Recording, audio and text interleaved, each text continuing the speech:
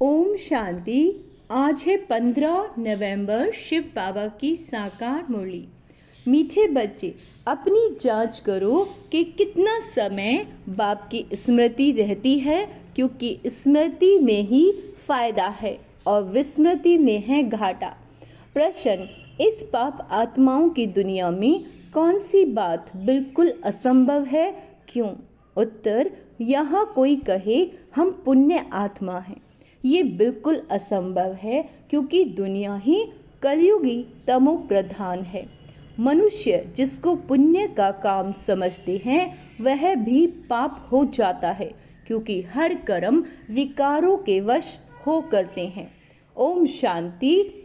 यह तो बच्चे समझते होंगे, हम अभी ब्रह्मा के बच्चे, ब्रह्मा कुमार कुमारियां हैं, फिर बाद में होते हैं देवी देवता।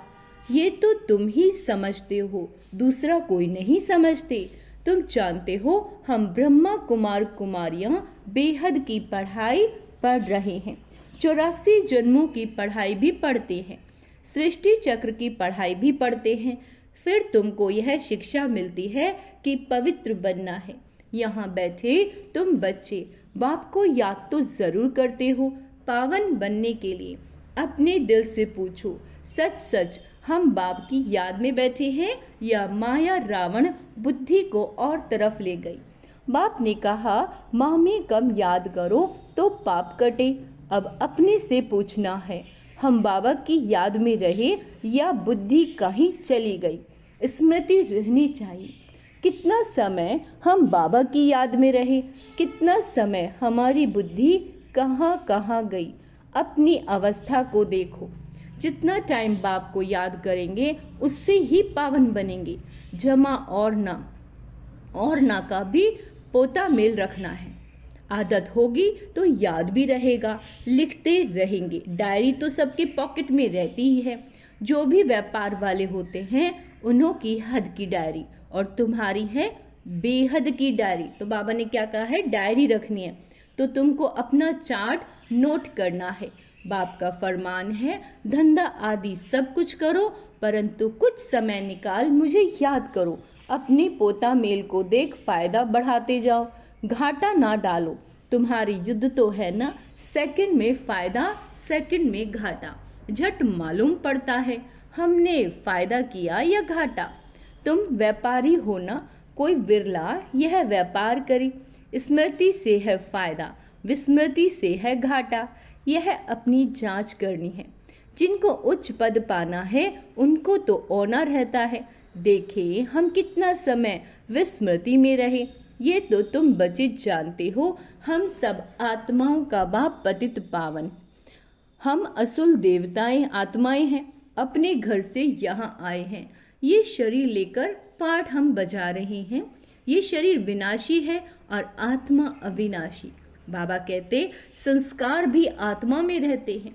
बाबा पूछते हैं, हे आत्मा याद करो, इस जन्म के छोटेपन में कोई उल्टा काम तो नहीं किया? याद करो।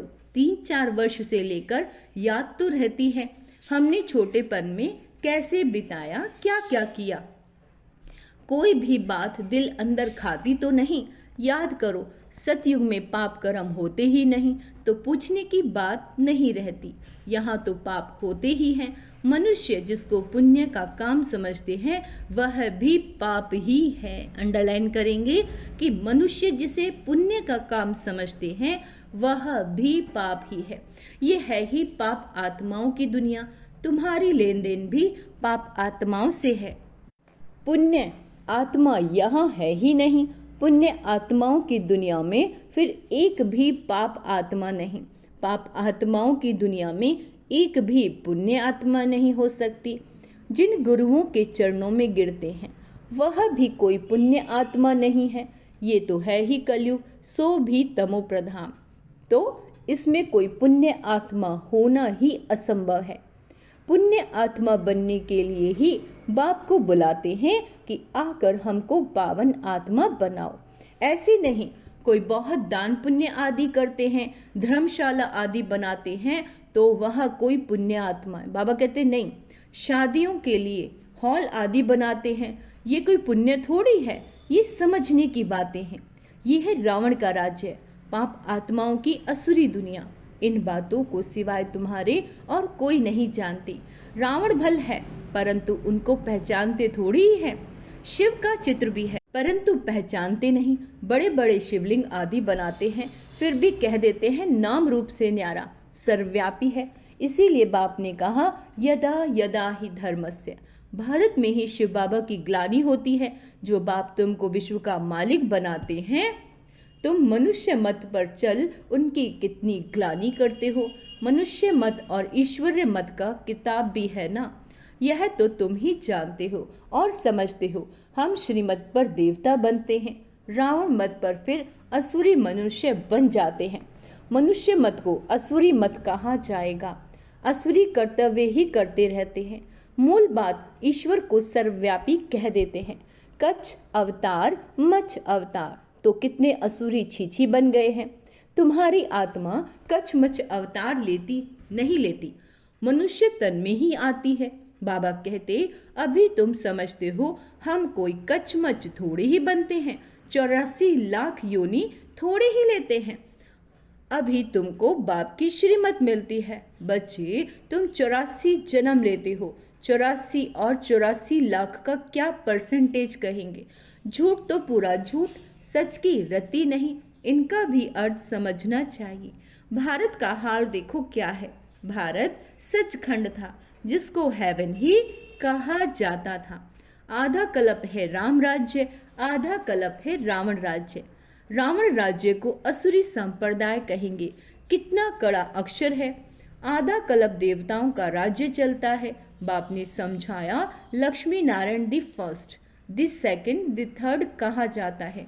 जैसे एडवर्ड फर्स्ट सेकंड होता है ना, पहली पीढ़ी फिर दूसरी पीढ़ी ऐसी चलती है। तुम्हारा भी पहली होता है, पहले सूर्यवंशी राज्य और फिर चंद्रवंशी। बाप ने आकर ड्रामा का राज भी अच्छी रीति समझाया। तुम्हारे शास्त्रों में ये बातें नहीं थी। कोई कोई शास्त्रों में थोड़ी लकीरें लगाई हुई हैं, परंतु उस समय जिन्होंने पुस्तक बनाए उन्होंने कुछ समझा नहीं। बाबा भी जब बनारस गए थे उस समय यह दुनिया अच्छी नहीं लगती थी।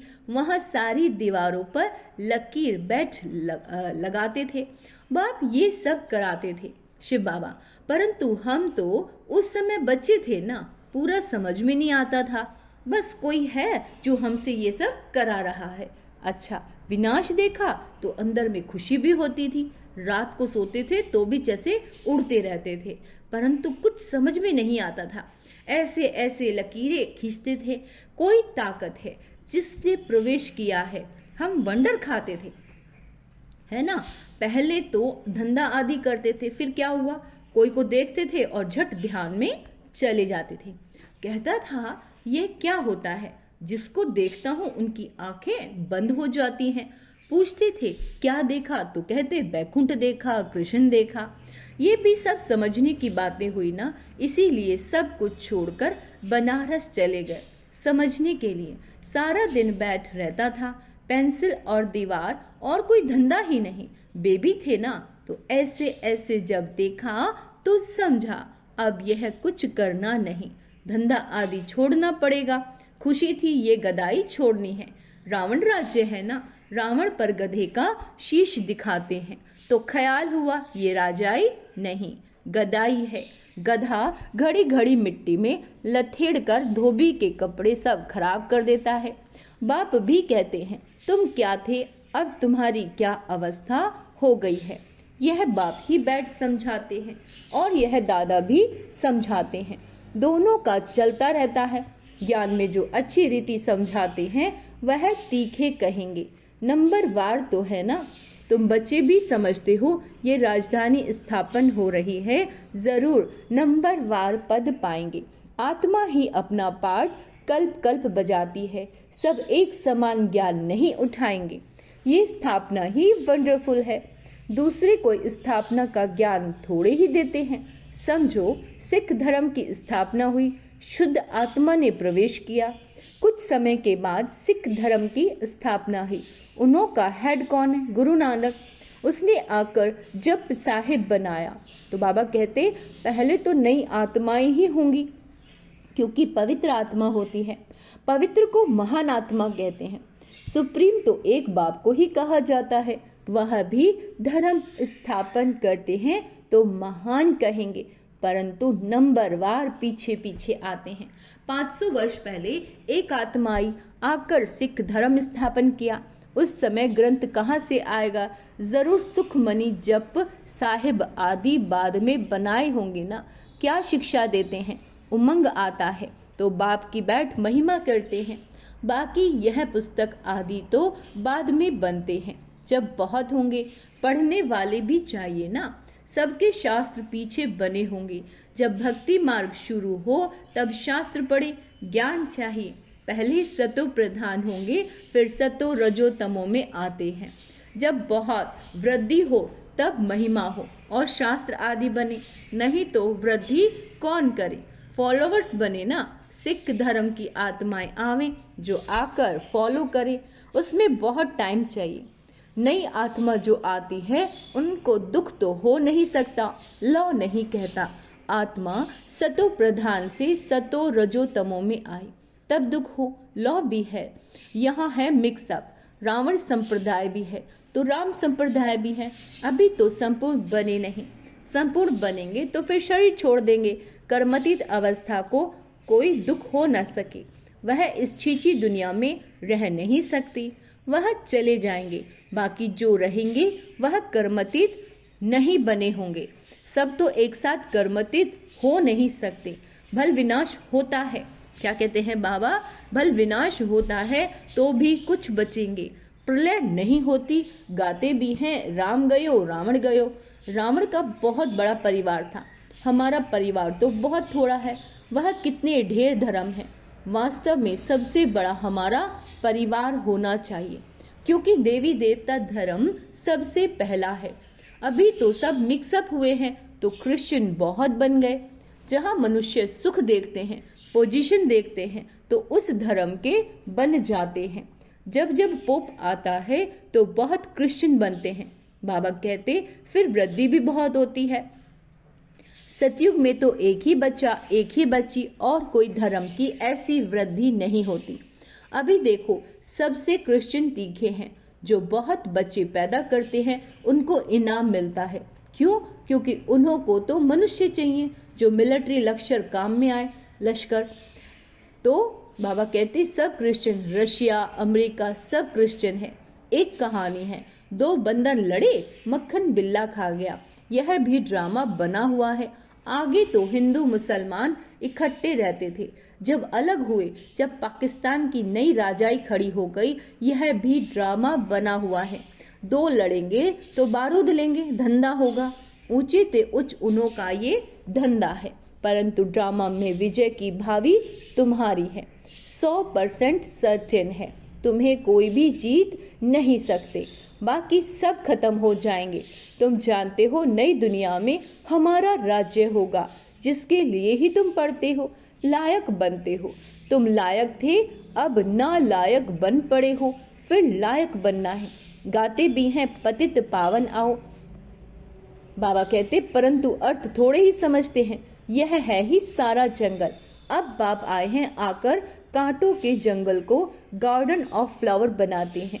वह है डीटी वर्ल्ड, ये है डेविल वर्ल्ड। सारी मनुष्य सृष्टि का राज समझाया है। तुम अभी समझते हो हम अपने धर्म को भूल धर्म भ्रष्ट हो गए हैं। तो सब कर्म भ्रष्ट, कर्म विकर्म ही होते हैं। जब धर्म भ्रष्ट हो गए तो सब कर्म कैसे हो रहे हैं? विकर्म ही हो रहे हैं। कर्म अकर्म विकर्म की गति बाबा तुमको समझा कर गए थे, तुम समझते हो बरोबर। कल हम ऐसे थे, फिर आज हम यह बनते हैं। नजदीक है ना। बाबा कहते हैं कल तुमको देवता बनाया था, राज्य भाग्य दिया था, फिर सब कहाँ गया? तुमको स्मृति आई है भक्ति मार्ग में हमने कितना धन गवाया। कल की ही बात है। बाप तो आकर हथेली पर बहिशत देते हैं। ये ज्ञान बुद्धि में रहना चाहिए। बाबा ने यह भी समझाया ये आंखें कितना धोखा देती हैं।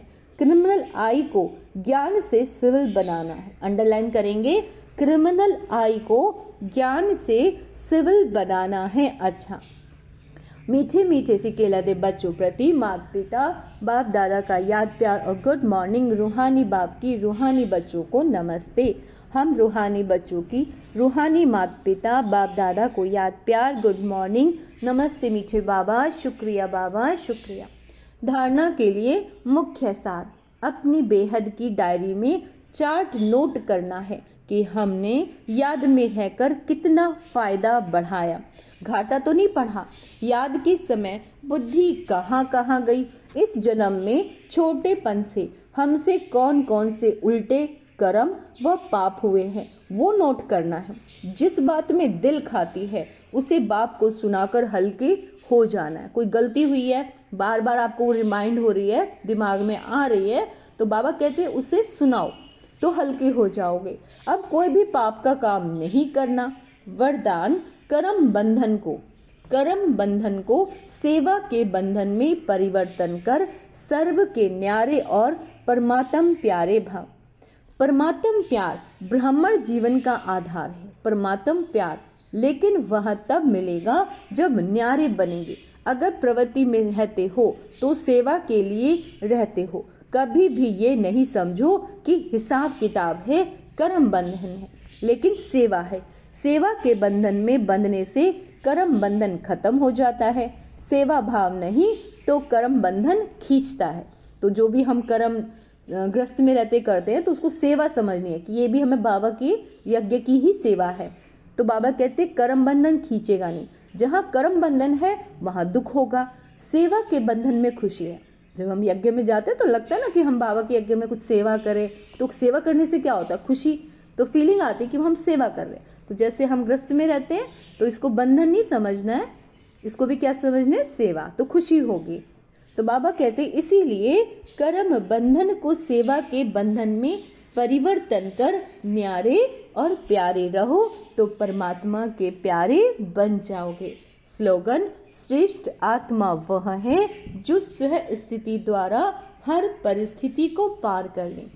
श्रेष्ठ आत्मा वो है जो स्व स्थिति द्वारा, अपनी जो स्थिति है उसके द्वारा हर जो भी जीवन में परिस्थिति आ रही है उसे पार कर ले। अच्छा, ओम शांति।